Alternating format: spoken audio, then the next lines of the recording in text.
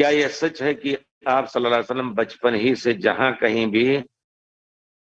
باہر دھوپ میں تشریف لے جاتے تو ہمیشہ بادل؟ یہ روایت جو آئی ہے وہ جب شام میں گئے آپ اپنے چچا ابو طالب کے ساتھ تجارت کے لیے،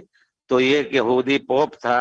اس نے پڑھ رکھا تھا اور ایک نبی کے آنے کا زمانہ قریب ہے، ایمان رکھتا تھا، تمام مدینے کے لوگ بھی ایمان رکھتے، مدینے کے یہودی۔ اللہ تعالیٰ خود فرماتے ہیں فلما جاءہم کفروا، جب آ گئے نبی تو ان کا انکار کرتے، ورنہ پہلے کہتے تھے آئیں گے، تو اس نے پڑھ رکھا تھا تو دیکھا کہ ملاحظہ کر رہا تھا، کہا کہ جہاں پیارے رسول جا رہے تھے اور سایہ اس کا بدلی کا سایہ ان کے اوپر رہتا تھا، تو کہا کہ یہ بچہ کون سا ہے؟ کہا ہمارے بھائی کا یتیم بچہ ہے، کہا اس کو یہاں نہ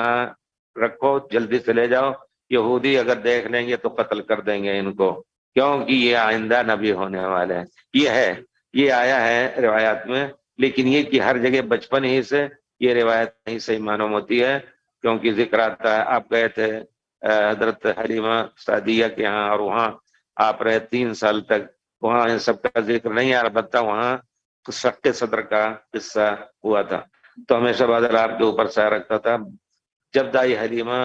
کے گھر تھے اس وقت بھی اس طرح کا ذکر صحیح روایت میں نہیں ہے بہرحال، لیکن کسی نے کہا بعد کے بہت سے لوگوں نے کہ پیارے رسول صلی اللہ علیہ وسلم جب بکری چرانے جاتے تھے